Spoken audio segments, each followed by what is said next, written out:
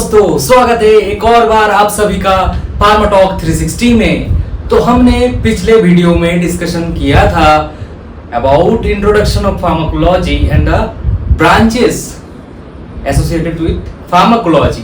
तो ये दोनों टॉपिक हमने पिछले वीडियो में कवर कर दिया था। तो फर्दर हम आगे बढ़ेंगे किसके साथ? हिस्ट्री ऑफ फार्माकोलॉजी के साथ। ठीक, तो शुरू करते हैं।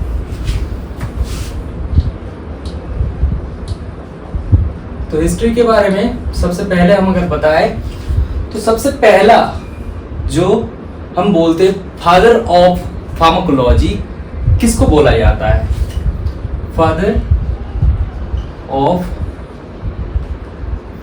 फार्माकोलॉजी। फादर ऑफ फार्माकोलॉजी के नाम से जाने जाते हैं ओसवाल्ड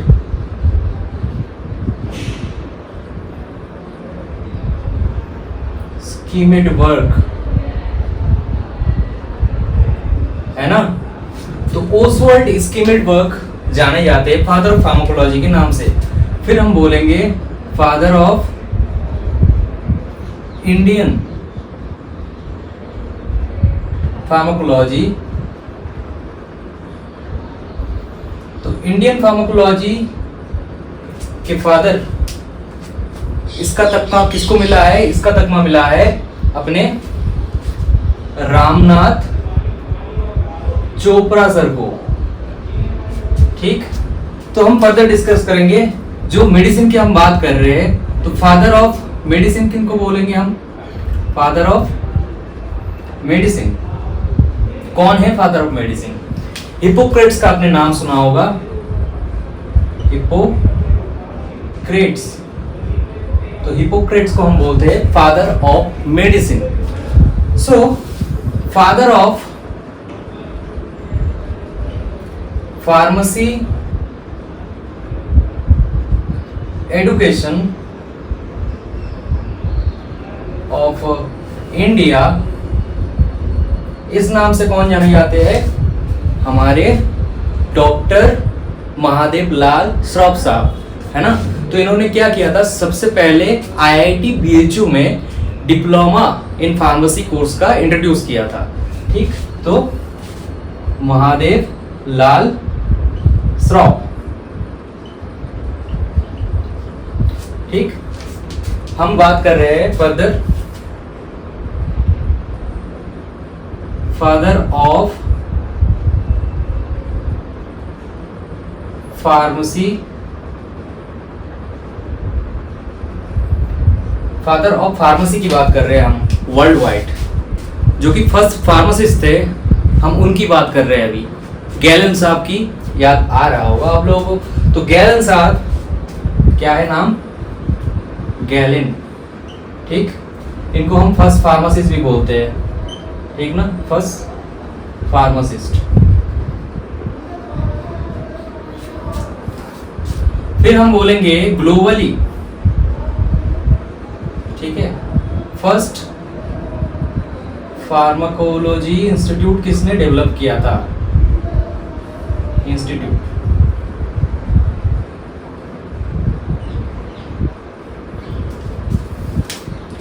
तो इनका नाम है वकीमैन। क्या है इनका नाम? Are वकीमैन।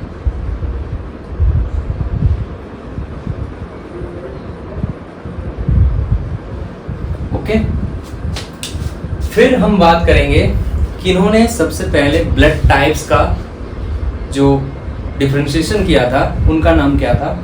So blood type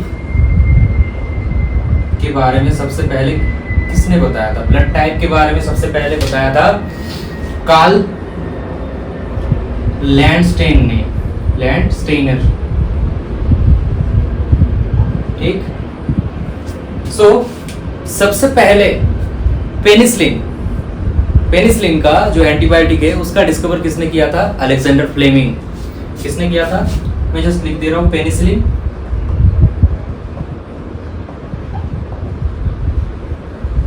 Alexander Fleming. Streptomycin का डिस्कवर किसने किया था? ये भी एक तरह का एंटीबायोटिक होता है। तो हम बात कर रहे हैं स्ट्रेप्टोमाइसिन। तो स्ट्रेप्टोमाइसिन का डिस्कवर किया था सालमैन वैक्समैन ने, है ना। सो सालमैन वैक्समैन ने सबसे पहले बताया था क्या? स्ट्रेप्टोमाइसिन के बारे में। फिर हम जानेंगे इंसुलिन का डिस्कवरी किसने किया था? इंसुलिन। सो इंसुलिन के बारे में हम बात करेंगे। तो इंसुलिन का डिस्कवरी किया था बेंटिंग एंड वेस्ट ने। Banting and Best. Father of vaccine, इस तक में से कौन जाना जाता है? हम बात कर रहे हैं वैक्सीन की। फादर ऑफ वैक्सीन, एक ही नाम दिमाग में आ रहा होगा, एडवर्ड जेनर। हाँ, एडवर्ड जेनर। तो इन्होंने सबसे पहले बताया था वैक्सीन के बारे में। तो ये था ऑल ओवर द हिस्ट्री, छोटा मोटा हिस्ट्री मैंने यहाँ पर बताया है। आप अगर किताबें खोलोगे तो आपको और ज़्यादा मिलेंगे, ठीक है। तो मैंने जस्ट इसको छोटे फॉर्म में समराइज किया है। इससे भी बढ़कर होता है हिस्ट्री की अगर बात कर रहे हो तो हिस्ट्री बहुत गहराई में होता है चीज़ें, तो मैं जस्ट सिंपल बता रहा हूँ। So next, moving forward,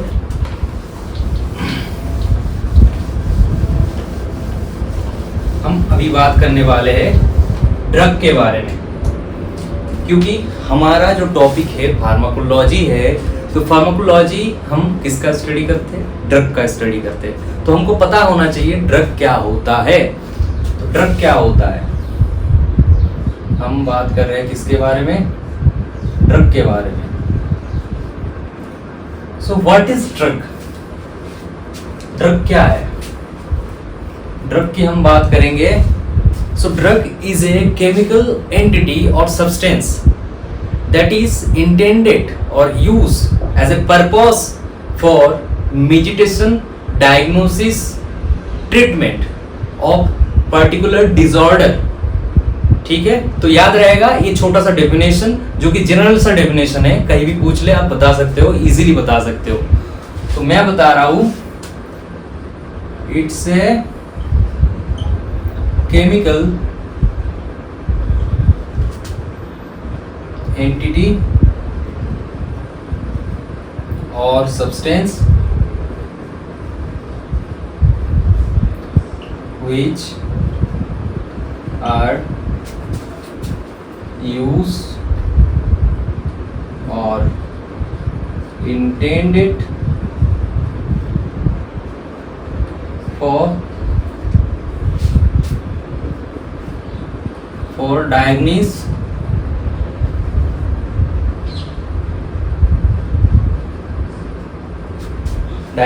prevent,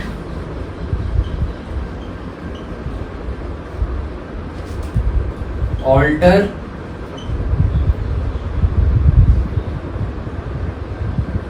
the physiological system,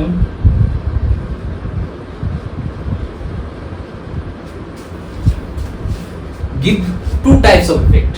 ठीक है, तो मैंने क्या बताया? It's a chemical entity or substance which are intended or used for diagnosis purpose, for prevention purpose, alter the physiological system को alter करे।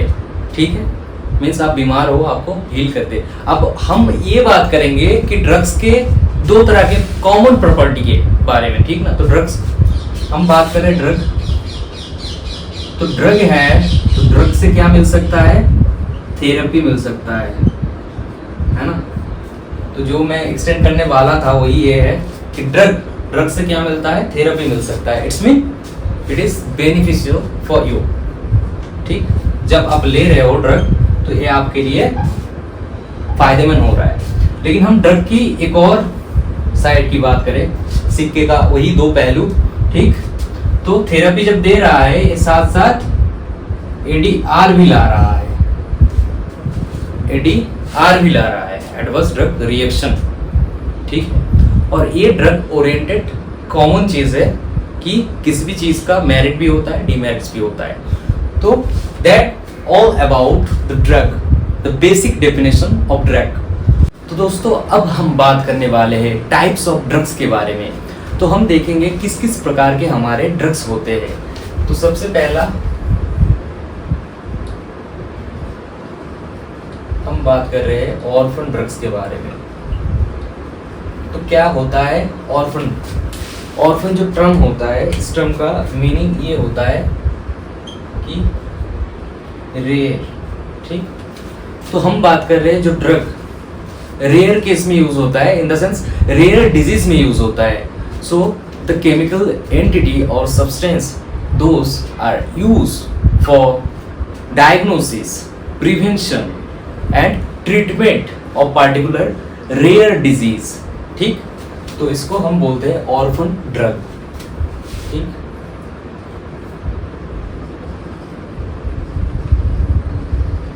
द केमिकल substance that मैं कहूँगा those are used for diagnosis और क्या prevention और क्या treatment के लिए ऑफ रेयर डिजीज, ठीक, ऑफ रेयर डिजीज। तो हम एग्जाम्पल देना चाहेंगे यहाँ पर रेयर डिजीज में यूज होने वाले ड्रग्स की। तो हम सबसे पहले लिख देते हैं सुमाट्रिप्टन, ठीक। और हमारा ऑर्फन ड्रग्स के एग्जाम्पल में आ जाएंगे सोडियम स्टीरोग्लूकोनेट, फिर आ जाएगा यहाँ पर रिफामाइसिन,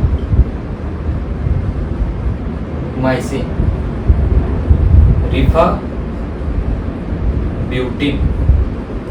ठीक।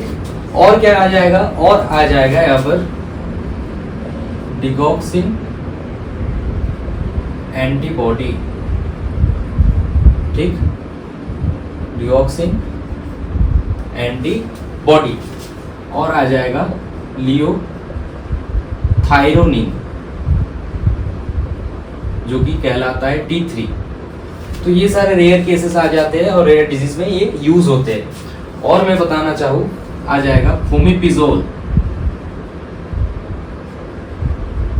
ठीक, फोमिपिजोल आ गया। और फोमिपिजोल के बाद आएगा यहाँ पर एम्फोटेरिसिन बी,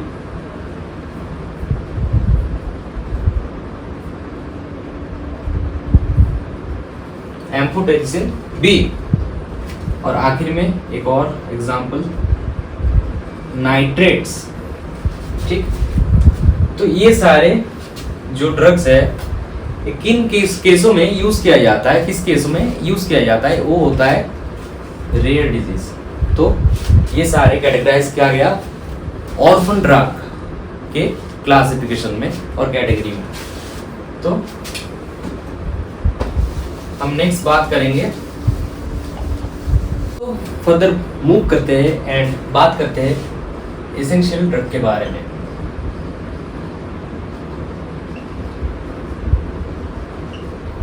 तो क्या होता है essential drugs?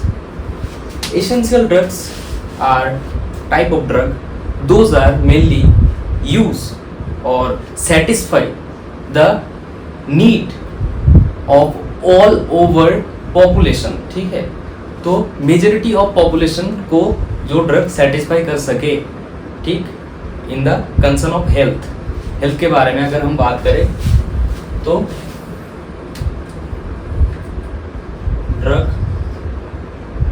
Those are capable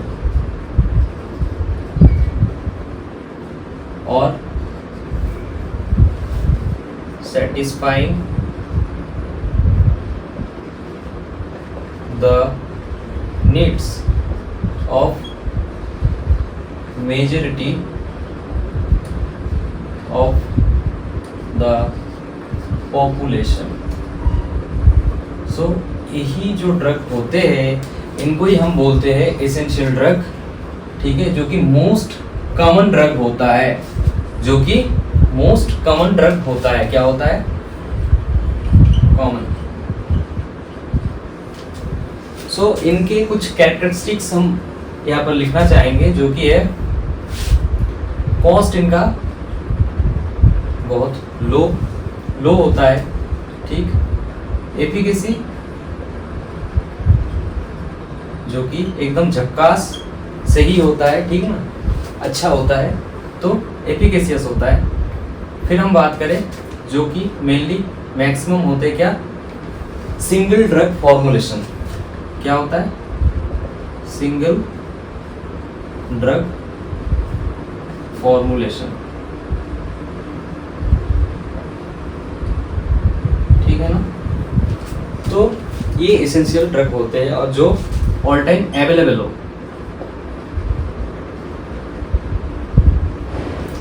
24/7। सो जो कि हर वक्त हमारे पास मौजूद हो, मेडिसिन शॉप में जो कि अवेलेबल हो।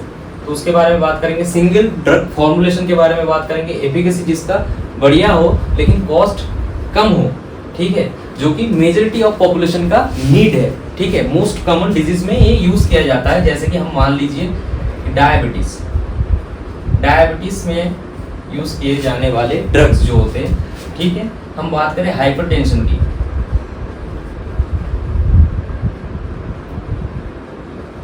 तो हाइपरटेंशन में यूज किए जाने वाले ड्रग्स के बारे में हम बात करेंगे। तो वो सारे हो जाएंगे हमारे क्या? एसेंशियल ड्रग, ठीक। तो हम बात करने वाले हैं अभी प्रिस्क्रिप्शन ड्रग के बारे में।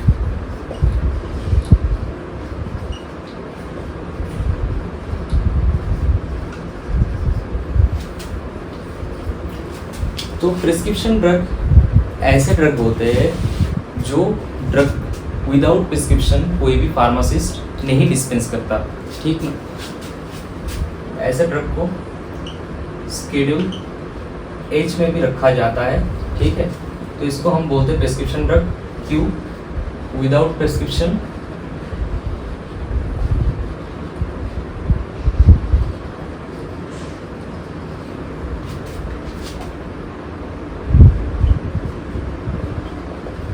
ये डिस्पेंस नहीं होगा किसी फार्मासिस्ट के द्वारा, ठीक। तो क्या हो रहा है? ऐसे ड्रग हो रहे हैं जो ड्रग विदाउट प्रिस्क्रिप्शन कोई भी फार्मासिस्ट नहीं देगा। तो जैसे कि एग्जांपल ले लीजिए आप, जो कि हैबिट फॉर्मिंग ड्रग होते हैं, जो कि नशे के लिए यूज करते हैं लोग, ठीक। जैसे आपने नाम सुना होगा एस्कोरेल का, जो कि मेनली यूज किया जाता है आपके जुकाम में। तो एस्कोरेल एक ऐसे टाइप का ड्रग है तो जो नशे के लिए भी यूज कर रहे थे लोग, है ना। तो उसको ओवरकम करते हुए हम चलेंगे और बात कर रहे हैं प्रिस्क्रिप्शन ड्रग की, such like CNS acting drug phenytoin, ठीक है। और क्या ड्रग आ जाते हैं? कोई भी ड्रग मान लीजिए, जैसे कि हम बात कर रहे हैं विदाउट प्रिस्क्रिप्शन दे नहीं सकते, क्लोनाज़ेपाम, ठीक है। इस डायज़ेपाम को ही मान लीजिए आप, पूरा डायज़ेपाम फैमिली आ जाता है, और बेंजोडाइज़ेपिन भी ले लीजिए,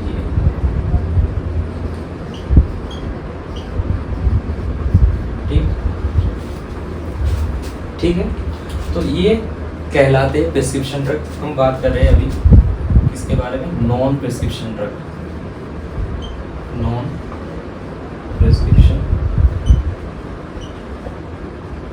प्रिस्क्रिप्शन क्या? ड्रग्स। और इनको ही हम बोलते हैं क्या? OTC, over the counter. क्या बोलते हैं हम? OTC, over the counter. जो ड्रग नॉन प्रिस्क्रिप्शन ड्रग कहलाता है, इन द सेंस इजी सा लैंग्वेज में हम बताना चाहेंगे आपको कि वो सारे ड्रग जो प्रिस्क्रिप्शन के बिना भी आपको मिल जाएंगे किसी भी दवाखाना में, है ना। इजीली अवेलेबल ड्रग होते हैं जो OTC कहलाता है, ओवर द काउंटर, एकदम रिक्वायरमेंट है उसका, हर वक्त चाहिए होता है। ये सारे ड्रग जो है ना स्टॉक में रहना चाहिए फार्मासिस्ट के लिए। तो those drug such like paracetamol, ठीक है, जैसे कि आप मान लीजिए एस्पिरिन, जैसे कि आप मान लीजिए डाइक्लोफिनैक। तो ये सारे जो ड्रग है ना ओवर द काउंटर ड्रग होते हैं जो मौजूद होना चाहिए। और भी होते बहुत सारे होते हैं ओवर द काउंटर ड्रग्स। अब हम बात कर रहे हैं sources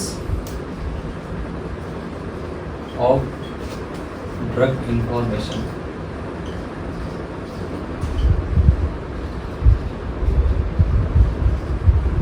so what are the sources of drug information. तो ड्रग की जानकारी हमको कहाँ से मिलेगी? तो सबसे पहले तो माइंड में डाल लीजिए IP का, ये इंडियन फार्माकोपिया होता है।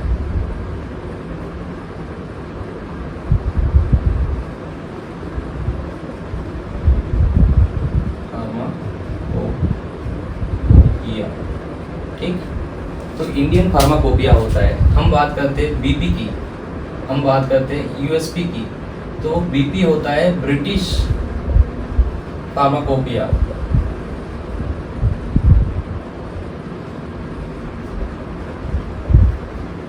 हम बात करें USP यूनाइटेड स्टेट, ठीक है। तो United state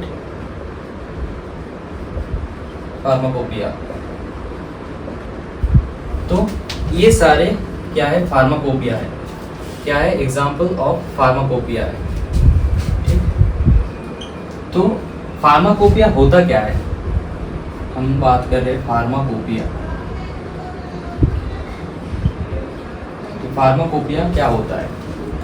it is a standard for physical and chemical properties of drug, ठीक ना, जो कि फिजिकल एंड केमिकल प्रॉपर्टी के लिए स्टैंडर्ड होता है, ठीक। जो टेस्ट करते हैं हम, आइडेंटिफिकेशन टेस्ट करते हैं या फिर कोई ऐसे लगाते हैं, ठीक है, किसी भी ड्रग का, तो वो सारा स्टैंडर्ड कहाँ रहता है? हमारे इस फार्माकोपिया में रहता है। क्या क्या रहता है? एक तो केमिकल, एक तो स्ट्रक्चरल, सॉरी फिजिकल, और क्या क्या रह जाता है? और फार्माकोपिया में क्या रहता है? ऐसे टेक्निक्स रहता है और भी एनालिटिकल मेथड्स वगैरह सब कुछ लिखा रहता है।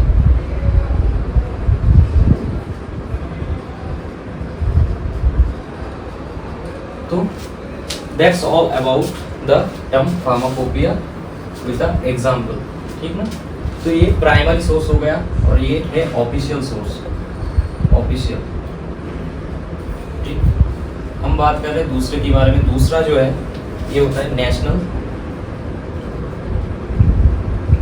फॉर्मूलरीज।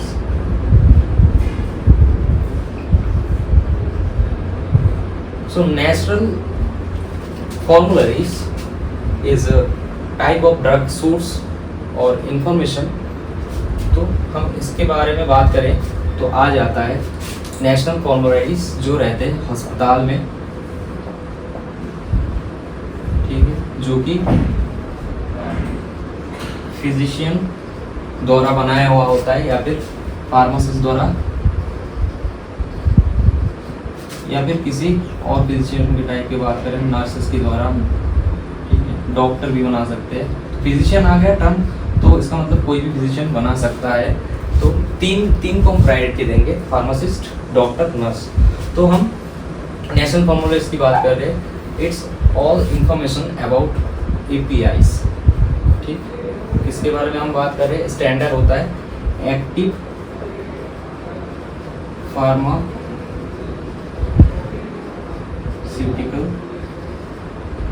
इंग्रेडिएंट।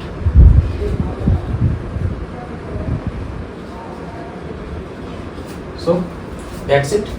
API का स्टैंडर्ड रहता है और इसको जो बनाते हैं, लिस्ट बनाते हैं हॉस्पिटल में, जो लिस्ट बनाते हैं नेशनल फॉर्मूलरीज के, तो वो फिजिशियन द्वारा बनता है, जो कि फार्मासिस्ट हो सकते हैं, नर्स हो सकते हैं, डॉक्टर हो सकते हैं।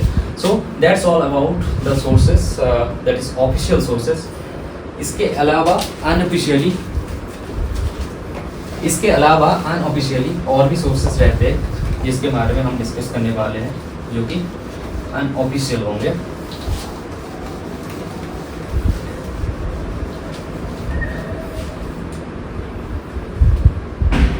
हम बात कर रहे हैं पीडीआर के बारे में, अनऑफिशियल के बारे में हम बात कर रहे हैं पीडीआर। पीडीआर क्या है? Physicians desk reference. Physician desk reference हो गया अनऑफिशियल के अंदर। फिर क्या आएगा यहाँ पर? बुलेटिन।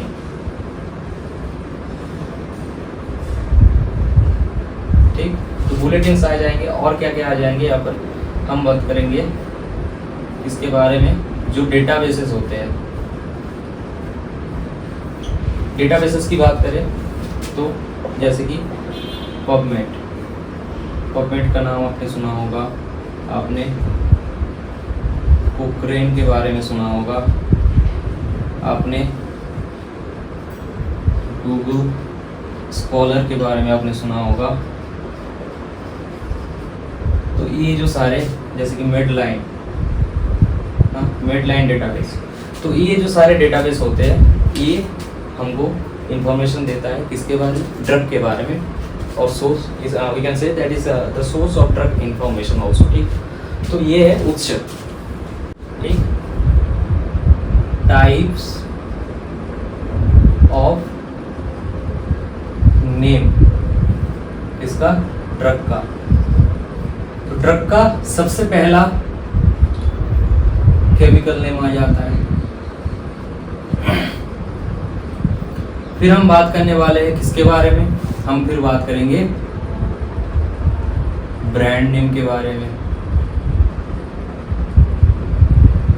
ठीक, इसको हम और भी बोलते हैं प्रोप्राइटरी नेम। ठीक, ब्रांड नेम को ही हम बोलते हैं प्रोप्राइटरी नेम। और फिर जाके एक और आता है जिसको हम बोलते हैं जेनरिक नेम।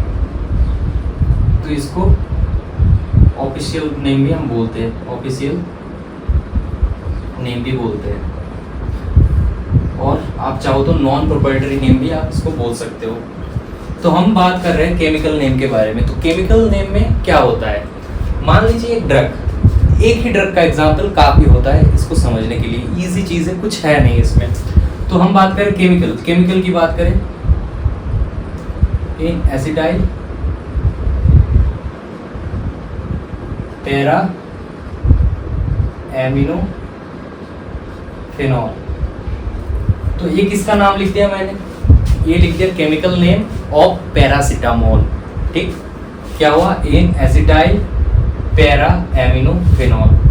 तो ये जो नाम है दोस्तों, ये नाम बहुत ब्रॉड है और किसी भी इंसान को अगर आगे जाके इसको ले जाना था, इन द सेंस वर्ल्ड वाइड और नेशन वाइड, ये जो नाम है इसलिए बहुत कम चलता है क्योंकि ब्रॉड वे में होता है, माइंड को थोड़ा बहुत हेक्टिक दे जाता है। इसके कारण ही हम यूज करते हैं या तो ब्रांड नेम या फिर जेनेरिक नेम। जेनेरिक नेम एक ऐसा नाम होता है जिस नेम को वर्ल्ड वाइड नेशन वाइड कोई भी जानता हो। ठीक है, उसी नेम को हम बोलते हैं जेनेरिक नेम। लेकिन हम बात करें ब्रांड नेम के बारे में, तो ब्रांड नेम हो गया इंडिविजुअल प्रॉपर्टी नेम। ठीक, तो मान लीजिए इंडिविजुअल प्रॉपर्टी नेम सिप्ला ने इसको बना दिया तो सिप्ला ने कुछ और नाम रख दिया। डॉक्टर रेड्डी ने बना दिया तो डॉक्टर रेड्डी ने इसका कुछ और नाम रख दिया। हालांकि जो केमिकल कंपाउंड है वो केमिकल कंपाउंड सेम ही है। ठीक, केमिकल कंपाउंड सेम ही है। जेनेरिक नेम इसका क्या है? पैरासिटामोल। ठीक, paracetamol as per Indian Pharmacopoeia, ठीक है, आईपी के अनुसार एसिटामिनोफेनॉन,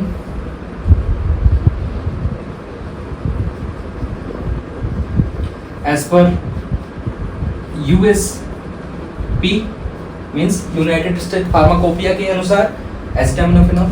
तो ये बात की बात है, हम बात कर रहे थे, ये है केमिकल नेम और पैरासीटामोल ये है ऑफिशियल नेम, जेनरिक नेम। ये कहीं भी चलता है, कहीं भी आप जाके बोल दीजिए पैरासीटामोल दे दीजिए, वो समझ जाएंगे कि पैरासीटामोल है। लेकिन आप जाके बोल दीजिए इन एसिटाइल पैरा एमिनोफेनॉल दे दीजिए मेरे को, वो कंफ्यूज आ जाएंगे, एकदम कंफ्यूज हो जाएंगे, वो उनको पता ही नहीं है। तो नेशन वाइज जो चलता है या फिर ग्लोबली जो चलता है उसको हम बोलते हैं जेनरिक नेम। ब्रांड वाइड की बात करें, ब्रांड वाइड तो मान लीजिए कैलपॉल की बात कर रहे हैं हम, ठीक ना, या फिर बात करें डोलो की, ठीक है, या फिर बात करें पायरेजेसिक की। तो ये सारे ब्रांड तो इंडिया में चलेंगे, लेकिन अब बाहर चले जाइए, बाहर जाके आप जब बताएंगे कि भाई मेरे को डोलो दे दीजिए, डोलो 500 mg हमको दे दीजिए, या फिर कैलपॉल 500 mg हमको दे दीजिए, वो समझ नहीं पाएंगे। तो सबसे बेहतर ये होता है कि जेनरिक नाम, ठीक, जेनरिक नेम के बारे में बात करेंगे। तो जेनरिक नेम हम यहाँ पर पढ़ेंगे भी, पूरा का पूरा क्लासिफिकेशन ही जेनरिक नेम से बड़ा रहता है। तो हम बात करें पैरासीटामोल, तो ये बन गया कैलपॉल जब ब्रांड नेम के अंदर आ गया। तो केमिकल नेम ये था, ब्रांड नेम ये है, जेनरिक नेम इसका ये है। तो हमने बता दिया क्या होता है types of, different type of name. आज का वीडियो हम यहीं पर समाप्त करना चाहेंगे। आशा करता हूँ कुछ ज़रूर आपको सीखने को मिला होगा। इस विषय के रिलेटेड अगर कोई भी वीडियो इन्फॉर्मेशन आप अगर चाहते हो आपके पास सबसे पहले पहुंच जाए, उसके लिए क्या करना पड़ेगा, चैनल को कर दीजिए सब्सक्राइब एंड बेल आइकन को हिट कर दीजिए। फिर मिलते हैं, नमस्ते।